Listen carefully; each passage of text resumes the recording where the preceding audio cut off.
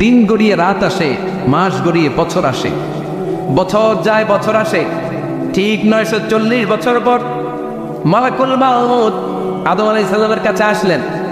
বললেন, আনা মালাকুল মাউত উকিলা বিকুম, আপনাদের জন্য আল্লাহ আমাকে বানিয়েছে রূহ কবজ করতে। ও আদম, আবুল বাশার, পৃথিবীর প্রথম মানব, প্রথম নবী, আপনার সময় শেষ, রেডি হন। কি হন? খেলা শুরু হয়, এখনই রূহ কবজ করে নিয়ে যাব। সাইয়েদনা আদম বলে, এখন আসছো কেন? আমার আরো 60 বছর বাকি আছে। মালাকুল মাউত বলে, না, আপনি রূহের জগতে আল্লাহর কাছে আপনার সন্তান দাউদকে কয় বছর দিছিলেন? 60 বছরের জন্য 940 বছর আপনার জন্য লেখা। আমি এখন আপনার রূহ কবজ করতে চাই। সাইয়েদনা আদম বলে, আমি মানি না, আমি কাউরে দেই নাই। 60 বছর আমি দেই নাই, আমি আরো বাঁচব, আমি আরো বাঁচবো। 60 বছর আমি বাঁচবো, আমি দেইতেই নাই। নিয়ে যাও। মালাকুল মাউত আল্লাহর যে বলে, আল্লাহ দেয় নাই বলে, আসলে ভুলে গেছে। আসলে মানুষ ভুলে যায়, মানুষ বড্ড ভুলে যায়। আমরা অনেক সময় খাইয়াও কই খাই নাই।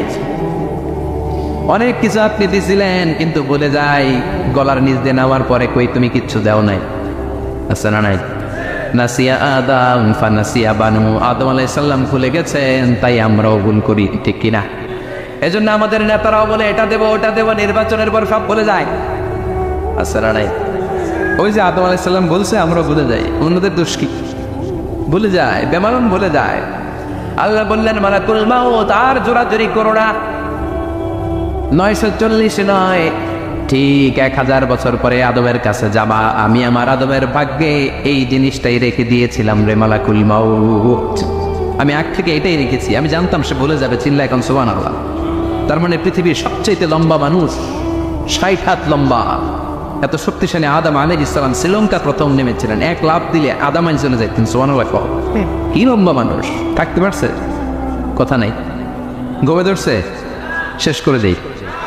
হ্যাঁ, আরো কয়েক মিনিট চলবে, চলবে চলবে। তাকবীর দেন, লিল্লাহি তাকবীর। আদম আলাইহিস সালাম চলে গেলেন। ওনার পরের নবী ইদ্রিস আলাইহিস সালাম, উনি মরে নাই। ইদ্রিস আলাইহিস সালাম মরছে, কে বলছে?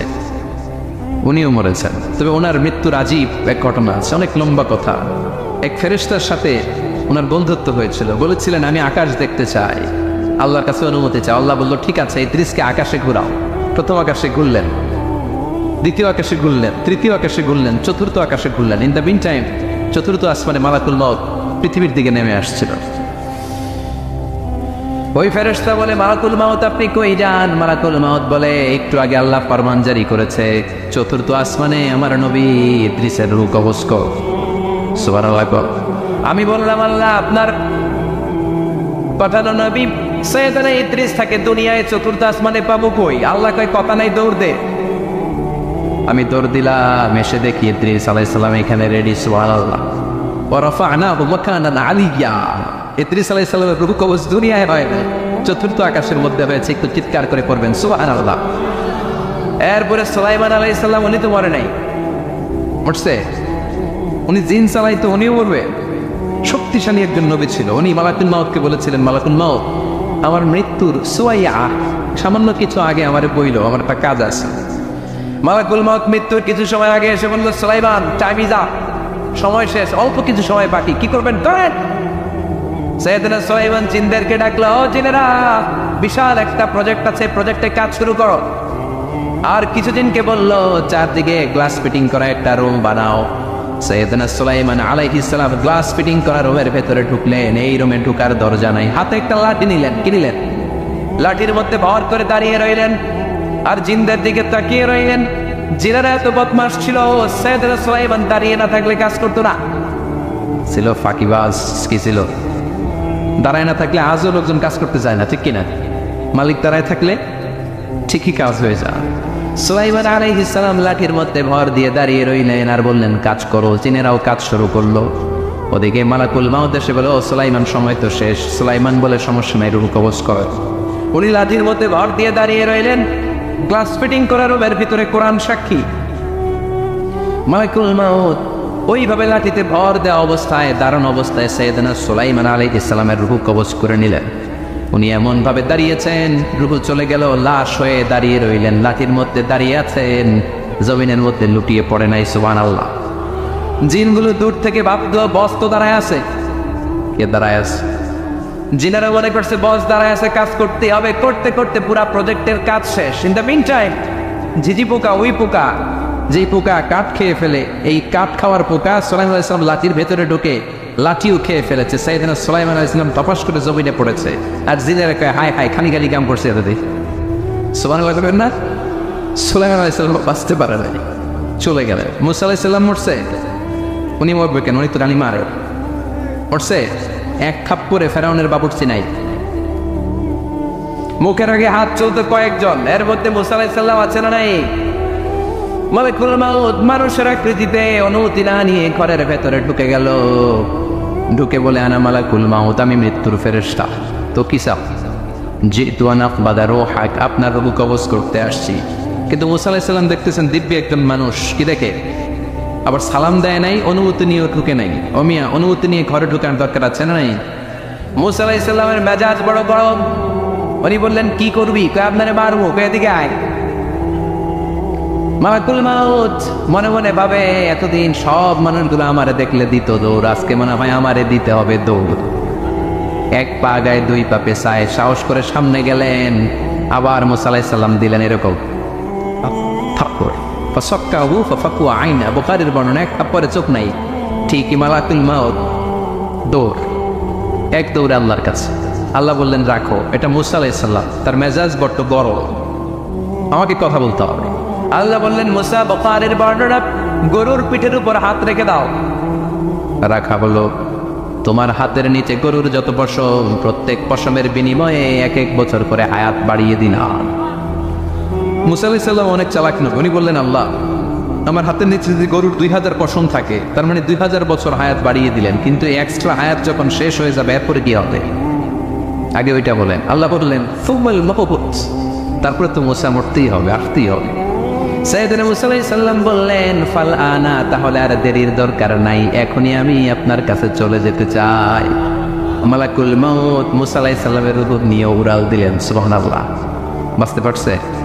বিশ্বনবী মরে নাই, উনি ইন্তেকাল করেছেন। চিল্লা এখন ঠিক কিনা? ইন্তেকালের আগে বিশ্বনবী প্রচন্ড অসুস্থ হলেন। মা আয়েশারে ডেকে বললেন আয়েশা, মনে হয় আমি বাঁচব না। ওই যে খায়বার বিজয়ের দিন, খায়বার দুর্গ বিজয় করার পরে এক ইহুদি মহিলা আমার দাওয়াত দিয়েছিল। ওই দাওয়াত খেতে যাওয়ার পরে গোশতের মধ্যে বিষ মাখানো হয়েছিল রে আয়েশা। ওই বিষ মাখানো খাসির গোশত খেয়ে যে ব্যথা আমার পেটে উঠেছিল, আজ আবার সেই ব্যথা উঠেছে। বিশ্বনবী ওই বিষ খাওয়ানো গোশতের কারণে ইন্তেকাল করেছেন। তার মানে বিশ্বনবী শাহীদ। জামা আল্লাহু বাইনান নবুওয়া ওয়াশ শাহাদা, আল্লাহ বিশ্বনবীকে শুধু নবী বানায় নাই, শহীদ হিসেবে কবুল করেছেন। সুবহানাল্লাহ করবেন না? প্রচন্ড অসুস্থ, উনি ছাড়া মসজিদে নববীতে কেউ ইমামতি করার সাহস পায় না। বিশ্বনবী বললেন আবু বকর তুমি যাও, আবু বকরও যায় না। বিশ্বনবী বললেন পানি আনো। বিশ্বনবী পানি দিয়ে ওযু করলেন। ওযু করে কয়েকজন সাহাবীকে ধরে উঠতে চাইলেন, আবার থপাস করে বেহুশ হয়ে পড়লেন। বিশ্বনবী উঠতে পারে না। আবার বললেন ঠান্ডা পানি আনো। পানির ভেতরে বিশ্বনবী 2 হাত ঢুকিয়ে দিয়ে ঠান্ডা ভিজা হাত দিয়ে চেহারার মধ্যে মাসে করলেন, আর বললেন ইন্নালিল মাউতি লা সাকারাত, হায়রে মৃত্যুর কি যন্ত্রণা, হায়রে মৃত্যুর যে কি কষ্ট। অবিয়া বিশ্বনবী যদি মৃত্যুর কষ্টে কাতরায়, আমাদের অবস্থা কি? আমাদের নসিবে কি আছে? আল্লাহ তুমি বাঁচাও, পড়ে না আমি। বিশ্বনবী কাঁদছেন, সাহাবারা একের পর এক দেখতে আসে, কান্নার রোল পড়ে গেল চারদিকে। বিশ্বনবীর কলেজের টুকরা নয়নের পুটুলি সাইয়্যিদাতুনা ফাতিমা বিশ্বনবীর কান্না সহ্য করতে পারে না। বিশ্বনবীকে ধরে মা ফাতিমা, সাইয়্যিদাতুনা ফাতিমা বিলাপ করা শুরু করে দিলেন, চিৎকার দিয়ে কান্নাকাটি শুরু করে দিলেন, আর বললেন ওয়া কুরবাবা, ওয়া কুরবাবা, হায় হায় আমার বাবার কি কষ্ট, আমার বাবার কি কষ্ট হচ্ছে। বিশ্বনবী বললেন ফাতেমা তুমি কেঁদো না, আমার কষ্ট আজকের পরে আর থাকবে না, আজকে তোর বাবার সব কষ্ট বন্ধ হয়ে যাবে। কি যেন কানে কানে বললেন, ফাতেমা আরো কেঁদে দিল। আবার কানে কানে কি যেন বললেন, ফাতেমা হেসে দিল। বিশ্বনবীর ইন্তেকালের অনেক পর মা আয়েশার কাছে ফাতেমা বললেন, আমি যখন প্রথমে কেঁদেছিলাম আব্বা বলেছিল আমি আর বাঁচব না রে ফাতেমা, আবার কানে কানে একটা কথা বলার পরে হেসেছিলাম। আব্বা বলেছিল, আমার পরে আমার পরিবার বর্গের মধ্য থেকে সর্বপ্রথম তোমার সাথে আমার দেখা হয়ে যাবে রে ফাতেমা। অল্প কয়েক মাসের ব্যবধানে সাইয়েদাতুনা ফাতেমা উনিও ইন্তেকাল করলেন। বিশ্বনবী শোয়া থেকে উঠতে পারে না। এক সাহাবীকে দেখলেন মেসওয়াক করছে। বিশ্বনবী মেসওয়াকের দিকে তাকিয়ে রইলেন। বিশ্বনবীর নিথর দেহটা পড়ে আছে। আয়েশারা যে বলবে, আয়েশা মেসওয়াক দাও, বলতে পারেন। মা আয়েশা বুঝতে পেরে মেসওয়াক আনলেন, বিশ্বনবীকে মেসওয়াক করিয়ে দিলেন। এবার বিশ্বনবী বললেন, ও আবু বকর শোনো, আল্লাহ আমাকে অপশন দিয়েছে। কি দিয়েছে? আল্লাহ বলেছে, নবী আজীবন থাকতে চাইলে থাকেন, আর আসতে চাইলে চলে আসেন। আমি থাকতে না চেয়ে আল্লাহর কাছে চলে যাওয়ার ইচ্ছা করলাম। সাইয়েদনা আবু বকর কান্না জুড়ে দিলেন।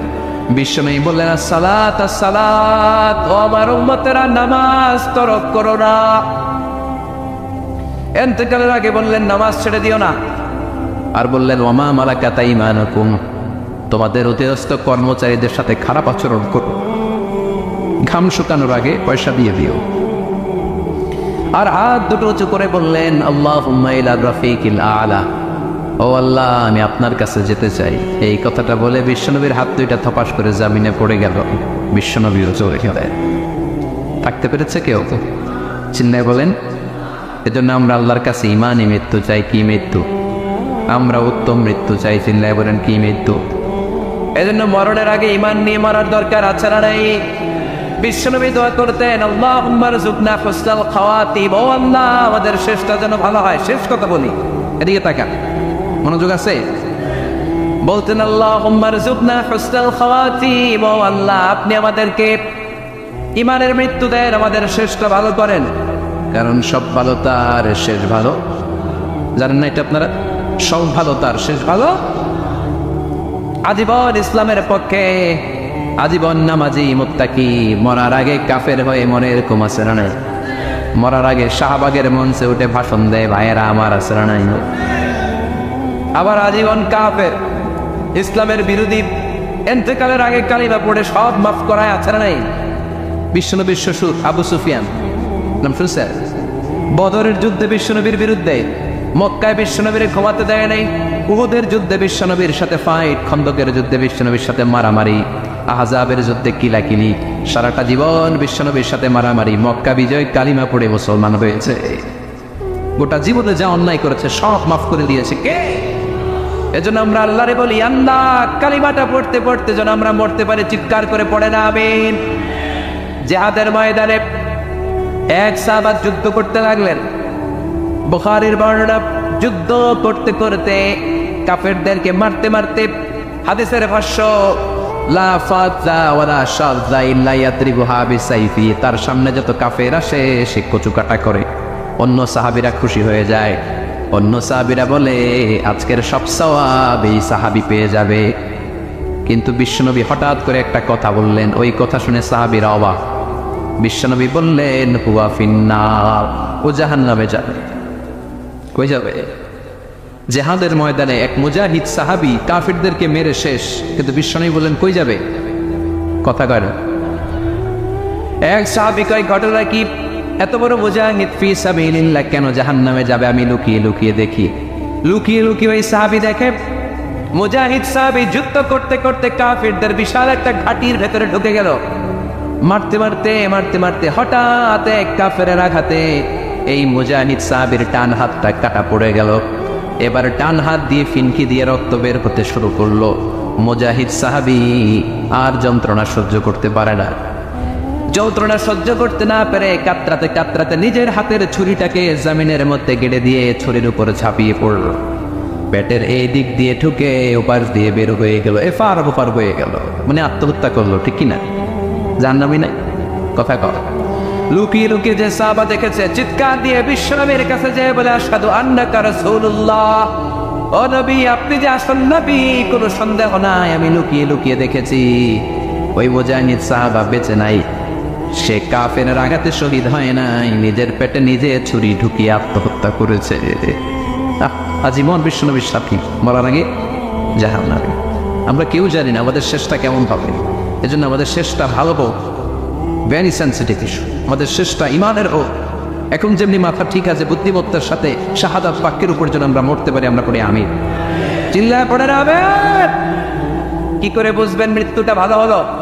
এক নম্বর আলামত আন-নুতফু বিশ-শাহাদা, মরার আগে আওয়াজ করে জিকির করে কেউ যদি পড়তে পারে লা ইলাহা ইল্লাল্লাহু মুহাম্মাদুর রাসূলুল্লাহ সাল্লাল্লাহু, এটা হচ্ছে আলামাতু হুসনিল খাতিমা। আপনার মৃত্যুটা যে ভালো মৃত্যু হয়েছে এটার আলামত। কি মৃত্যু? সবাই বলে ভালো মৃত্যু আমরা চাই কি চাই না? ভালো মৃত্যুর এক নম্বর আলামত কালিমা পড়ে যদি মরতে পারে। বিশ্বনবী বলেন মান কানা আখিরু কালামিহি লা ইলাহা ইল্লাল্লাহ, যে ব্যক্তির সর্বশেষ কথাটা হবে, বাক্যটা হবে লা ইলাহা ইল্লাল্লাহ, দাখালাল জান্নাহ, সে জান্নাতি হয়ে যাবে। সুবহানাল্লাহ পড়ে। এরপরে বিশ্বনবী বললেন আল মুমিনু ইয়ামুতু বিজাবি ইরকিল জাবিন, মুমিন যখন মারা যায় তার কপাল ঘেমে যায়। সুবহানাল্লাহ পড়ে। হাত ঘামে না, পা ঘামে না, মুমিনের কপাল ঘামে। সুবহানাল্লাহ। এজন্য কেউ মারা গেলে কপালের মধ্যে হাত দিবেন, দেখবেন ওই ঘামের মধ্যে একটা জান্নাতি ঘ্রাণ আছে। সুবহানাল্লাহ। আল্লাহ, আমরা যখন মরে যাব আমাদের কপালটা যেন এরকম ঘেমে যায়। আমিন পড়েন আর জোরে আমিন। আল মুমিনু ইয়ামুতু বিআরাকিল জাবিন, মুমিন মারা গেলে তার কপাল ঘামে। কপাল ঘামলে বুঝতে হবে এটা ভালো মৃত্যু, ইমানি মৃত্যু। চিল্লায় বলেন ঠিক কিনা? এরপরে বিশ্বনবী বললেন ফি লাইলাতিল জুমা, জুমার রাতে যদি মরে, আও ফি শাহরি রমাদান, কিংবা রমজান মাসে যদি মরে, আও ফি সাফারিল হজ, কিংবা হজের সফরে যদি মরে। বাংলার জমিন থেকে অনেক হাজিরা হজ করতে যায়, অনেকে ওইখানে যে আরাফাতের ময়দানেও মারা যায়, এরকম হাজি আছে না? খুশনসিব, এটা খুশনসিব। আলহামদুলিল্লাহ পড়ে। মনের পথে অবিচল থেকে আমারে মরণ যেন হয়। চিল্লায় পড়ে না আমিন। তার মানে কে কোথায় মরবো আমরা কেউ জানি নাকি? ওমা তাদরি নাফসুম বিআইয়ি আরদিন তামুত, কোন জায়গায় মরবা, কখন মরবা কেউ আমরা জানি না, কিন্তু মরবো সবাই জানে, ঠিক কিনা? কুল্লু নাফসিন যায়িকাতুল মাউত, প্রত্যেকটি আত্মার মৃত্যুবরণ করতে হবে, এটা আমরা সবাই জানি। The most certain thing in life is death, but the most uncertain thing in our life is the time of death. এই জীবনের সবচেয়ে সুনিশ্চিত বিষয় হলো মরণ, সবচেয়ে অনিশ্চিত বিষয় হলো মরণের সময়। চিল্লা এখন ঠিক কিনা? মরবো যে আমরা সবাই জানি, কিন্তু কোথায় মরবো আমরা কেউ জানি?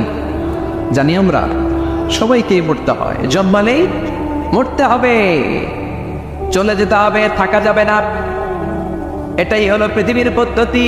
জীবনের সবচাইতে নির্মম ঘটনা হচ্ছে মরণ, সবচাইতে ভয়ঙ্কর অভিজ্ঞতা কোন প্রাণীর জন্য সর্বোচ্চ এবং সবচাইতে ভয়ঙ্কর অভিজ্ঞতা হচ্ছে মৃত্যু। এবং এত ভয়ঙ্কর অভিজ্ঞতা, এই অভিজ্ঞতাটা কারো কাছে শেয়ার করে যাওয়া যায় না। মরার সময় কেউ বলে যেতে পারছিল আমার মরতে এমন লাগছে, কইতে পারছে? কেমন লাগছে বলতে পারে? বলা যায় না। তার আগেই চলে যেতে হয় শৈশব, কৈশোর, যৌবন, বার্ধক্য, প্রৌঢ়ত্ব, বয়সের ছাপ, কালো চুল দাড়ি সাদা হয়ে যাওয়া, দাড়ি চুলের শুভ্রতা, দুর্বলতা। This is the circle of life. ছোট্ট ছিলাম, বড় হলাম, সিঙ্গেল ছিলাম, ডবল হলাম, তারপরে বাবা হলাম, তারপরে শ্বশুর হলাম, তারপরে নানা হলাম, তারপরে চলে যেতে হবে। This is the circle of life. চিল্লায় বলেন ঠিক কিনা? এই যে মুরব্বীরা, দাড়ি পাকা মুরব্বী যারা আছে, আপনারা কি মনে করছেন মায়ের পেট থেকে এরকম মুরব্বী হয়ে বেরিয়েছিল? কিরকম বের হয়েছিল? তারাও ওয়া ওয়া করেছে। এরাও ফিডার খাইতো, এই চাচারা খায় নাই? এরাও ফিডার খেত, এরাও মায়ের বুকের দুধ খেত, এরাও ছোট্ট বাচ্চাদের মতো গরমকালে পানির মধ্যে ডুবাইতো। স্কুল ফাঁকি দিয়ে বাচ্চারা ডুবায়, আসরা নাই? উখিয়াতের ঘুম নাই।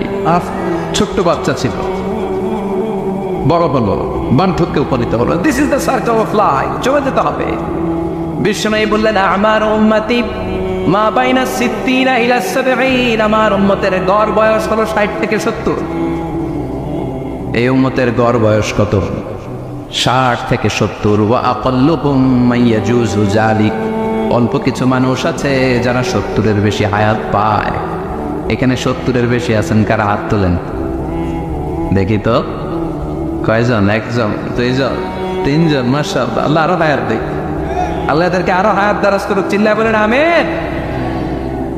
তার মানে আমার উম্মতি মা বাইনা 60 ইলা 70, বিশ্বনবী বললেন এই উম্মতের গড় বয়স 60 থেকে 70, আর 70-এর বেশি হায়াত পাবে। ওয়া আকাল্লুকুম মাইয়াজুসু যালিক, 70-এর বেশি পাবে হাতে গোনা, গুনে বের করে ফেলা যায় 1 জন 2 জন 3 জন, বাকি সব 60-এর আগে নাই। ছিল এখন ঠিক কিনা? বাংলাদেশের গড় হায়াত কত মানুষের? 60। বিশ্বনবীর কথার সাথে মিলে গেছে, চিল্লায় পড়েন সুবহানাল্লাহ। এই জন্য বিশ্বনবী বলেন এই যে মুরব্বীদের দাড়ি পাকে, এই যে রাস্তায় অ্যাক্সিডেন্ট হয়, এই যে ক্যান্সারে আক্রান্ত হয়ে লোকজন মারা যায়, তার উপরেও কি টনক নড়ে না? এরপরেও কি বিবেকে ধরে না যে তোমাকে চলে যেতে হবে? আকসিরু যিকরা আজিবিল লাযযাত, জীবনের সব স্বাদকে পাংশা করে দেয় ওই মরণকে স্মরণ করো। মরণকে স্মরণ করলে জাহান্নাম বরণ করা লাগে না, চিল্লায় বলেন ঠিক কিনা? আবার আল্লাহ বললেন গোলাম, স্পেশাল একজন ফেরেশতা আমি মরণের জন্য সিলেক্ট করলাম, নাম মালাকুল মাউত। তাকে আমরা আজরাইল বলেছিনি। এই মালাকুল মাউত তার বাহিনী নিয়ে নির্ধারিত টাইমে গোটা বিশ্বের সব মানুষের রূহ কবজ করে। অন টাইম নাকি দেরি করে? মালাকুল মাউত আগেও আসে না, পরেও আসে না। সুবহানাল্লাহ পড়ে। সাইয়েদনা সুলাইমান আলাইহিস সালাম জামানাতে ওনার এক ওয়াজির ছিল, মন্ত্রী। ওই মন্ত্রীকে নিয়ে উনি বৈঠক করতেন। ওনার সময় উনি মালাকুল মাউতের সাথে বৈঠক করতেন। শুনতেছেন? আপনাদের মনোযোগ আছে তো? উনি বৈঠকে বসেছেন, মালাকুল মাউত বসা, ওয়াজিরও বসা। হঠাৎ মালাকুল মাউত ওয়াজিরের দিকে বড় বড় চোখ করে তাকাচ্ছে। বড় বড় চোখ করে তাকানোতে ওয়াজির ভয় পেয়েছে। হঠাৎ মালাকুল মাউত চলে গেল। ওয়াজির বলে, ও সুলাইমান আলাইহিস সালাম, এই যে লোকটা বড় বড় চোখ করে আমার দিকে তাকালো, এটা কে? সাইয়েদনা সুলাইমান বলে, হাদা মালাকুল মাউত। যে বর্ণনাটা বলছে এটা হাদিস না, এটা হচ্ছে ইসরাইলিয়া, জিউস ট্রেডিশন। কোরআন হাদিসের সাথে কোনো দ্বন্দ্ব নাই, তাই বর্ণনা করা যাবে। বিষ্ণু বলেছেন বাল্লিগু আন্নি ওয়ালাউ আয়া। আবার বলেছেন ওয়া হাদিসু আন বনি ইসরাঈল ওয়ালা হারাজ, বনি ইসরাইলের ট্রেডিশন বর্ণনা করো, জিউস ট্রেডিশন বর্ণনা করো, এতে কোনো সমস্যা নাই। ওয়াজির বলে, ও সাইয়েদনা সুলাইমান, বড় বড় চোখ করে যে তাকালো লোকটাকে? সাইয়েদনা সুলাইমান বলে, হাদা মালাকুল মাউত, এটা মৃত্যুর ফেরেশতা। ওয়াজিরের কলিজায় পানি নেই। এটা কি ফেরেশতা? শুনে তো পিলে চমকে গিয়েছে। কয় কি? মালাকুল মাউত তো আমার চিনা বলেছে, বাড়ি চিনে ফেলেছে। আমার খবর আছে। সাইয়েদনা সুলাইমান আলাইহিস সালাম জিনদেরকে দিয়ে কাজ করাতেন, মেঘমালাকে দিয়ে কাজ করাতেন, বিশাল সিংহাসন নিয়ে পৃথিবীর প্রাচ্য থেকে পাশ্চাত্যে ঘুরে বেড়াতেন। সাইয়েদনা সুলাইমানকে ওয়াজির বলে, ও সুলাইমান, মেঘমালাকে আদেশ করে দেন, আমি আর এই ফিলিস্তিনের ভূখণ্ডে থাকতে চাই না। আকাশের মেঘমালার উপরে আমারে বসিয়ে দেন, আর বলে দেন আমার নিয়ে যেন আকাশের মেঘমালা হিন্দুস্তানের ওই দূর পর্বতে রেখে আসে। আচ্ছা, আল হিন্দ, হিন্দের সবচেয়ে দূরবর্তী জায়গায় যেন আমার রেখে আসে। সাইয়েদনা সুলাইমান বললেন, আকাশের মেঘ যাও, আমার ওয়াজিরকে নিয়ে হিন্দুস্তানের একটা উপদ্বীপে রেখে আসো। রেখে আসা হলো। কিছুক্ষণ পর মালাকুল মাউত সাইয়েদনা সুলাইমানের কাছে হাজির। সাইয়েদনা সুলাইমান বললেন, ও মালাকুল মাউত, কই ছিলা? একটু আগে হিন্দুস্তান থেকে আপনার ওয়াজিরের রূহ কবজ করে আসছি। সুবহানাল্লাহ পড়ে। এটা আবার কেমন কথা, তুমি ওইখানে গেলা কেন? কয় রব্বুল আলামিন কিছুক্ষণ আগে আমার কাছে পয়গাম পাঠিয়েছে, যাও সাইয়েদনা সুলাইমানের ওয়াজিরের রূহটা কবজ করো। কবজ করার জায়গা হলো হিন্দুস্তানের উপদ্বীপ। কোন জায়গায়? মালাকুল মাউত এসে দেখে সুলাইমান নবীর সাথে মিটিং করে। ওয়াজির কার সাথে মিটিং করে? সুলাইমান নবীর সাথে। কিন্তু ফরমানে লেখা রূহ কবজ করতে হবে কোথায়? হিন্দুস্তানে। সুবহানাল্লাহ করবেন না?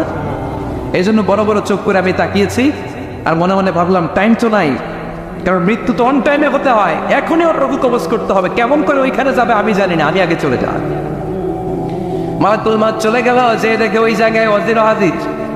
সাথে সাথে রূহ কবজ করে আল্লাহর কাছে চলে গিয়েছে। পড়েন সুবহানাল্লাহ। এই জন্য আল্লাহ বললেন, মালাকুল মাউত আমি নির্ধারণ করে দিয়েছি, পৃথিবীর প্রতিটি মানুষ মালাকুল মাউতকে দেখবে, চাক্ষুষ দেখবে, ভালো হলেও দেখবে, খারাপ হলেও দেখবে। কার কথা?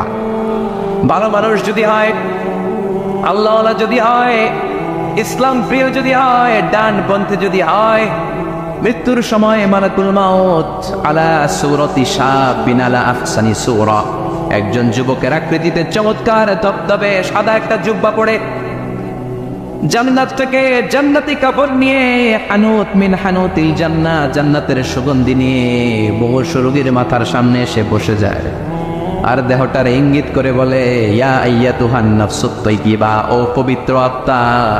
আরেক বর্ণনায় এসেছে, ইয়া আইয়াতুহান নাফসুল মুতমাইন্না, ও প্রশান্ত আত্মা, উখরুজি ইলা মাগফিরাতিম মিনাল্লাহ, আল্লাহর ক্ষমার দিকে বের হয়ে আসো।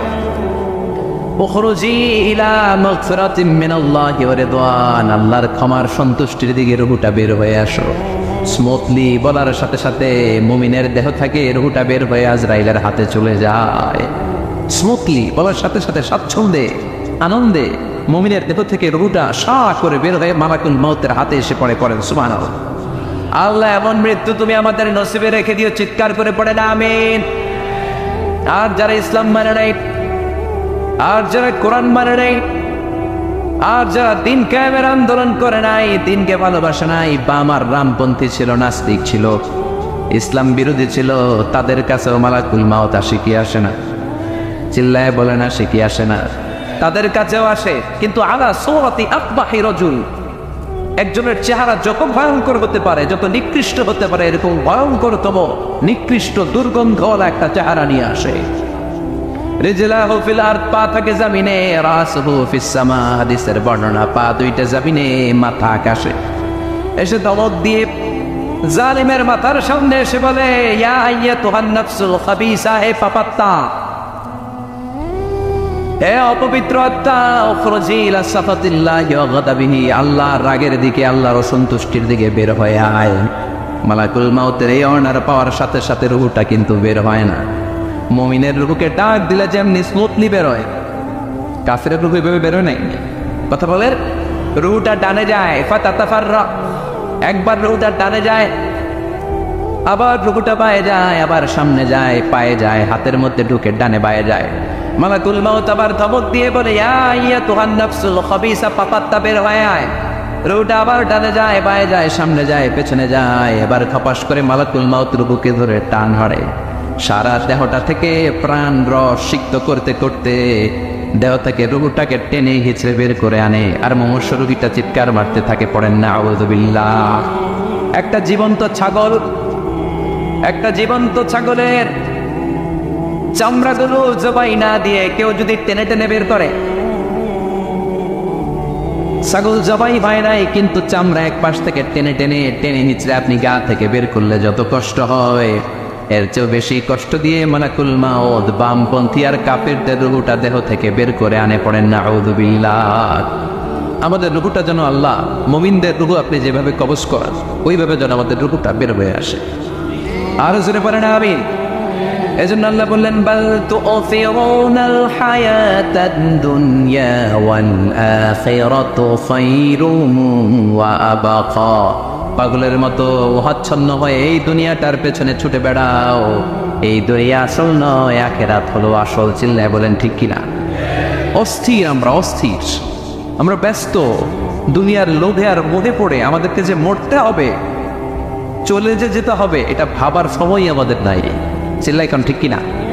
এজন্য বলা হয় মুতু ক্বাবলা আন তামুতু, মরার আগে একবার মরো। হাসিবু ক্বাবলা আন তুহাসাবু আলাইক, তোমার হিসাব কিয়ামতের দিন করার আগে তুমি তোমার হিসাব করো। জীবনে কি কি পাপ করেছি আমি জানি, আমার চেয়ে ভালো কেউ জানে না। চিল্লায় বলেন ঠিক কিনা? কি কি অন্যায় করেছি আমার হৃদয়ের মধ্যে কথাগুলো আছে না নাই? পৃথিবীর কেউ না জানলেও আমি জানি কি জানি না? পৃথিবী না জানুক আমি তো জানি, আমি কি পাপ করেছি হায়। পৃথিবী না জানুক আমি তো জানি, আমি কি পাপ করেছি হায়। আমার পাপের করলে বিচার, বাঁচার উপায় নাই আমার। দয়াময় প্রভু মাফ করো আমায়, মাফ করো আমায়। পড়ে না আমি আর জোরে আমিন। এজন্য হাসিবু ক্বাবলা আন তুহাসাবু আলাইক, তোমার হিসাব বসার আগে নিজে হিসাব করো কি কি করলা। আসল মরণের দিন শটান হয়ে তো শুয়ে পড়ো ভাই, মরার আগে আরেকবার মরো। মরার আগে আরেকবার কি করবেন কথা বলেন? মরার আগে কি করতে হবে? হঠাৎ একদিন বিছানায় শটান হয়ে শুয়ে যান, চক্ষুটা বন্ধ করেন, ভাবেন মরে গিয়েছেন, এই তোমার কুলমাউত চলে এসে রুহুটা নিয়ে গেল। আত্মীয় স্বজন চিৎকার চেঁচামেচি শুরু করে দিল, কান্নার রোল পড়ে গেল চারদিকে।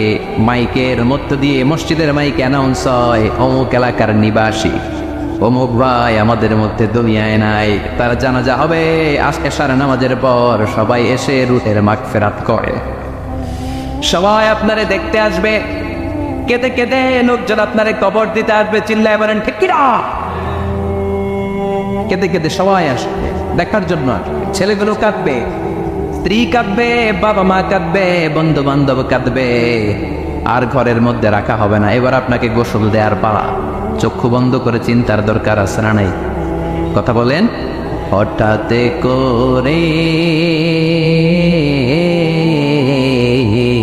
হঠাৎ করে শুনবি একদিন আমার মৃত্যুর খবর। কেঁদে কেঁদে আসবে সবাই দিতে আমায় কবর, দিতে আমায় কবর। ঠিক কি না? একটু চোখটা বন্ধ করে ভাবেন, আপনাকে গোসল দেওয়া হবে, জামাগুলো পরা হবে। এত টাকা দিয়ে যে দামি গোসলখানা টাইলস লাগিয়ে ঘরে বানালেন, আপনার শেষ গোসলটা কি ওই দামি গোসলখানায় হবে? লাশ যেখানে দোয়া হয় ওই জায়গায় দোয়া হবে, আপনাকে কাফন পরানো হবে। আপনার কলিজার টুকরা ছোট বাচ্চাটারে বলা হবে, আব্বু দেখে যাও তোমার বাবারে শেষবারের মতো দেখো। আপনার বাবা মা শেষবারের মতো একটা নজর দিয়ে আপনার চেহারাটা দেখে নিবে। বন্ধু বান্ধবরা শেষবারের মতো একবার আপনারা দেখে নিবে। জানাজার জায়গায় নেওয়া হবে। হবে না এই ঘটনাটা আমাদের? হ্যাঁ, হবে কি না? হাজার হাজার মানুষ শেষ বিদায় দেওয়ার জন্য আসবে। চারটা তাকবীর দিয়ে ইমাম নামাজ শুরু করবে, আল্লাহু আকবার, আল্লাহু আকবার, আল্লাহু আকবার, আল্লাহু আকবার বলে নামাজ শুরু করবে। নামাজ শেষ, এবার পালকিতে করে কবরে যাওয়ার পালা। আহা, যেতেই হবে, যেতেই হবে। পালকিতে করে লোকজন নিতে শুরু করবে। কবরস্থানের ওই জায়গায় যেখানে মানুষ বছরে মানুষ না মরলে যায় না, ওই গহীন নিঝুম কবরস্থানে ঢুকানো হবে। পালঙ্ক থেকে নামিয়ে আপনার জন্য করে রাখা আগ থেকে কবরটার মধ্যে শুইয়ে দেয়া হবে। উপরে বাঁশ দিয়ে ছাউনি, শেষবারের মতো সবাই দেখে বাঁশের ছাউনির উপরে মাটি চাপা দিবে। ঠিক কিনা? চলে যাবে সব, কেউ নাই, অন্ধকার, শুধু অন্ধকার। এই অন্ধকার যেন শেষ হতে যায়। এই ঘটনা ঘটবে না আমাদের? কথা বলে ঘটবে কিনা? এজন্য মরার আগে এগুলো চিন্তার দরকার আছে না নাই? মরার আগে আরেকবার মরার দরকার আছে না নাই?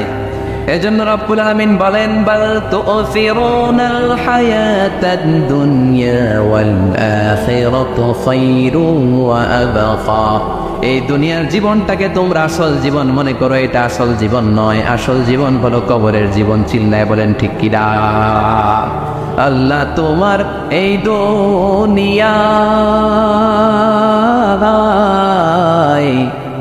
আল্লাহ তোমার এই দুনিয়ায় কেউ আসে কেউ চলে যায়,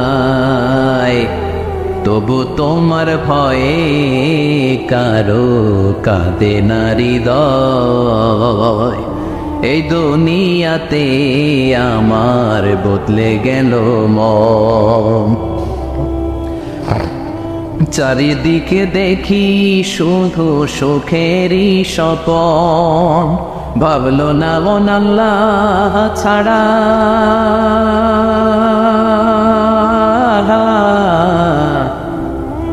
ভাবলো না মন আল্লাহ ছাড়া নেই কোনো উপায়, তবু তোমার ভয়ে কারো কাঁদে না হৃদয়। ঠিক কিনা? আসে আর চলে যায়।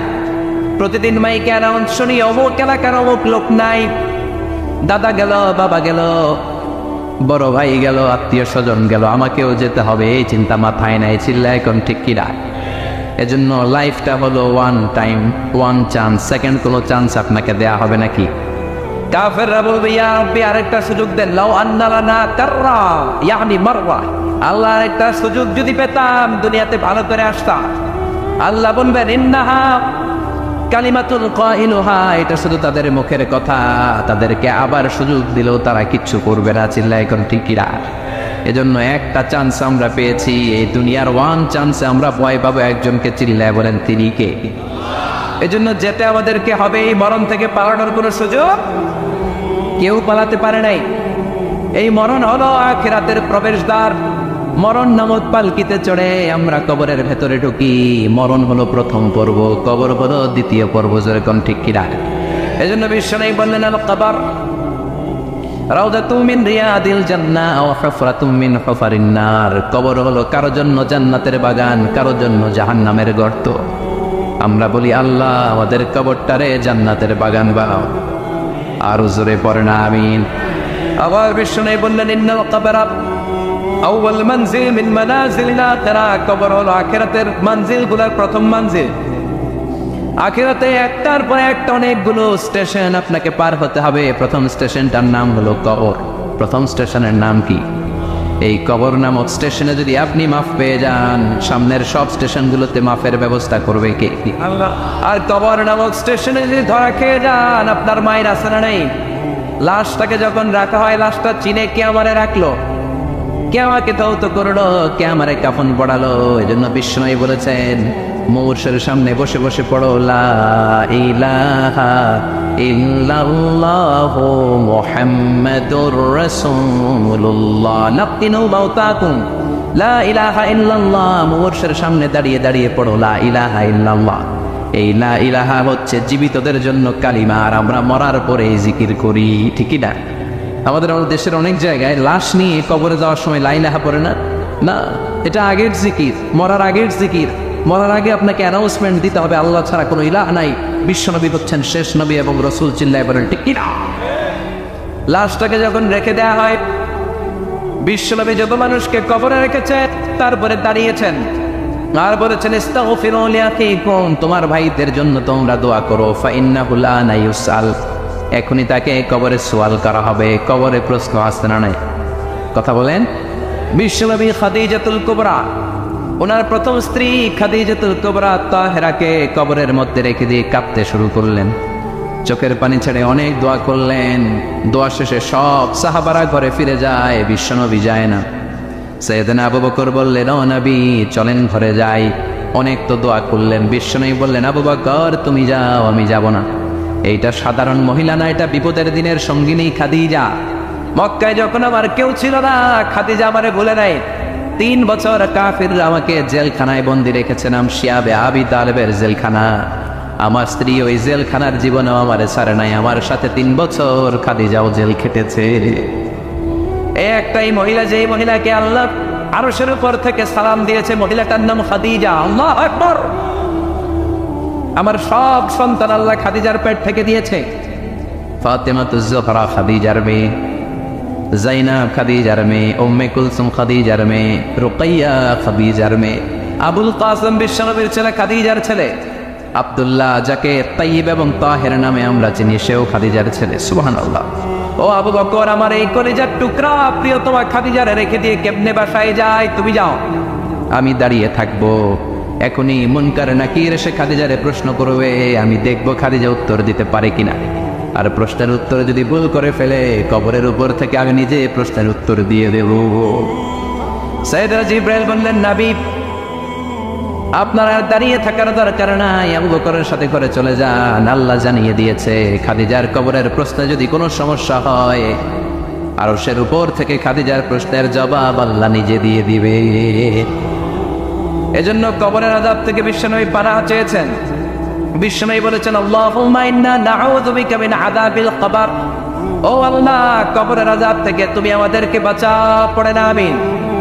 কবরে মুমিনদেরকে 4টা প্রশ্ন করা হবে, কাফিরদেরকে 3টা প্রশ্ন। চিৎকার করে বলেন মুমিনের প্রশ্ন কয়টা? আর জোরে বলেন। প্রথম প্রশ্ন মার রব্বুক, তোর রবের নাম কি? আমরা কি বলবো? আল্লাহ আমারে রব, এই রবি আমার সব, দমে দমে তনু মনে তারি অনুভব। আল্লাহ আমারে রব, এই রবি আমার সব। পড়েন আমিন। দ্বিতীয় প্রশ্ন, আমার দিন উত্তর, দিনের নাম কি, ধর্মের নাম কি? তৃতীয় প্রশ্ন, মান হাযার রাজুল, এই লোকটাকে কে? আমরা বলবো মুহাম্মদ সাল্লাল্লাহু। তিনটা প্রশ্নের উত্তর যখন আপনি কবরে করে দিতে পারবেন, অতিরিক্ত একটা প্রশ্ন, ওয়ামা ইলমু, এই যে তিনটা প্রশ্নের উত্তর পানলা, কেমন করে উত্তর জানলা? কোত্থেকে শিখেছ? নকল করে আনছো কাফনের কাপড়ে? পরীক্ষা বলে নকল আছে না নাই? হাতে নকল আছে না? পায়ে নকল, মোজার ভিতরে নকল আছে না নাই? মোবাইলে নকল আছে না নাই? নকল থেকে আল্লাহ তুমি বাঁচাও। আরো আসতে কোন আমি। কিভাবে জানলা, কেমন করে তিনটা প্রশ্নের উত্তর শিখলা? What is the source of your knowledge? তথ্যসূত্র কি? আপনাকে বলতে হবে আমি যেই কিতাবটা থেকে শিখেছি কিতাবটার নাম কি। চিল্লায় বলেন কিতাব। এই কিতাবটা হলো কোরআন। আপনাকে বলতে হবে কোরআন থেকে আমি শিখেছি, বিশ্বনবীর হাদিস থেকে আমি শিখেছি। চারটা প্রশ্নের উত্তর যখন পারবেন, ফেরেশতারা বলবে আহলান সাহলান, খুশ আমদেদ, কংগ্রেচুলেশন, বাহ বাহ, তুমি তো চমৎকার পেরেছ। ফায়ুফসাহু লাহু কবরুহু ৭০ যিরাআন, মুমিন বান্দার কবরটা ৭০ হাত লম্বা করে দেয়া হবে। ইফতাহু লাহু বাবুন ইলাল জান্নাত, জান্নাতের দিকে তার কবর থেকে একটা দরজা বানিয়ে দেয়া হবে। জান্নাতের সুঘ্রাণ ঠান্ডা বাতাস এসে তার কবরের ভিতরে ঢুকতে শুরু করবে। ইলবাসু লিবাস মিন আহলিল জান্নাত, জান্নাতীদের পোশাক তার গায়ের মধ্যে পরিয়ে দেয়া হবে। আল্লাহু আকবার। আর বলা হবে নাম কানাউমিল আরুস, বাসর রাতে বর যেমনি কনেকে নিয়ে ঘুমিয়ে যায়, তুমিও একটা ঘুম দাও। আলহামদুলিল্লাহ পড়ে মুমিন বান্দা আনন্দের একটা ঘুম দিবে। ইসরাফিলের সিংগার আওয়াজ ছাড়া পৃথিবীর কোনো কিছুই তার আগে ঘুম ভাঙতে পারবে না। আল্লাহ আমরাও যেন সেদিন কবর একটা মজার ঘুম দিতে পারি, তুমি তৌফিক দাও। জোরে বলেন আমিন। এবার বামপন্থী নাস্তিক আর কাফেরদের পালা, ইসলাম বিদ্বেষীদের পালা, আলে ওলামাদের শত্রুদের পালা, ইসলামকে যারা বিজয়ী শক্তি হিসেবে মানতে পারে নাই তাদের পালা। চিল্লা এখন ঠিক কিনা? ওদেরকে একই প্রশ্ন, রব কি? ওরা বলবে আমি জানি না। আমাদের উত্তর আল্লাহ। ওরা বলবে আমি কিচ্ছু জানি না, আমি সব ভুলে গেছি, আমার মাফ করে দেন, আমি কিছুই জানি না। তবে আমি ইসলাম বিরোধীদের সাথে চলতাম, যারা ইসলাম রে বাস দিত আমি তাদের সাথে স্লোগান দিতাম। এরকম ডাকাইতে আছে না নাই? দ্বিতীয় প্রশ্ন, আমার দিন ও তোমার ধর্মের নাম কি? কয় আমার ধর্ম নাই, আমার ধর্ম কর্ম নাই, আমি খালি দুনিয়াকে মাচালে লো, দুনিয়া তোমারই है, আমি খালি তোমা চলে দো, আছে না নাই? আমি শুধু মৌজ মাস্তিতে ব্যস্ত ছিলাম, আমার দুনিয়া নাই, দিন নাই, আখেরাত নাই, রবকে আমি জানি না, ধর্মকে জানি না। ইসলাম বিরোধী রাজনীতি আমি করতাম, মাও সেতুদের রাজনীতি, কার্ল মার্কসের রাজনীতি, বুশের রাজনীতি, ডোনাল্ড ট্রাম্পের রাজনীতি, বামপন্থীদের রাজনীতি। চিল্লায় কর ঠিক কিনা? কোনো ধর্ম নাই। এই লোকটাকে চিনো কিনা বলো? বিশ্বনবীর চেহারা দেখিয়ে বলা হবে এই লোকটাকে, কয় জানি না। এরা আমি মানতাম না, এরা আমি গালি দিতাম। এরকম জাহান্নামের নরকীট আর পিতৃ পরিচয়হীন জাওয়াত সন্তান বাংলার দেশেও আছে না নাই? এই মহামানবটাকে গালি দিয়ে পৈশাচিক আনন্দ পায়। পত্রিকায় লিখে, ব্লগের মধ্যে লিখে, ইন্টারনেটে কার্টুন বানিয়ে বানিয়ে পৈশাচিক ফুর্তি করে। এগুলো জাহান্নামের কীট, এগুলো জারদ সন্তান, বাপ মায়ের ঠিক নাই। চিল্লা এখন ঠিক কিনা? আমার নবীরে যারা গালি দেয় এগুলোর বাপ মায়ের ঠিক আছে? এগুলোর কোনো গোড়া আছে? এগুলোর কোনো শেকড় আছে? এগুলো আগাছা চিৎকার করে বলো ঠিক কিনা? বলবে আমি জানি না। ফেরেশতারা বলবে দাঁড়া, আমরা জানি। তোর সাথে কেমন আচরণ করতে হবে আমাদেরকে ট্রেনিং দিয়েছে কে? এবার শুরু হবে মাইর। কি শুরু হবে? কথা বলেন। মাইর। ফায়ুদরাবু বিমা তারিকা মিন হাদিদ, লোহার হ্যামার দিয়ে শুরু হবে মাইর। এক একটা হ্যামারের বাড়িতে মাথাটা ফেটে চূর্ণ বিচূর্ণ হয়ে যাবে, দেহটা জমিনের ভেতরে ৭০ গজ ডুবে যাবে, দেবে যাবে। ওর চিৎকারে কবরস্থানটাও থারথার করে কাঁপবে। আবার জামিনকে বলা হবে ইলতাইবি, চাপা দে। জামিনে ঢুকে যাওয়ার পরে জামিনের পাশ থেকে একটা চাপা, মাটি চাপা, বাম দিক থেকে মাটি চাপা। দুই চাপায় ডান দিকের পাজর বায়ে চলে যাবে, বাম দিকের পাজর ডানে চলে আসবে। ওর চিৎকারে কবরস্থানটা থার থার করে কাঁপবে। আল্লাহ, এই ধরনের পরিস্থিতি থেকে তুমি আমাদেরকে বাঁচাও। আরো চিৎকার করে বলে না আমি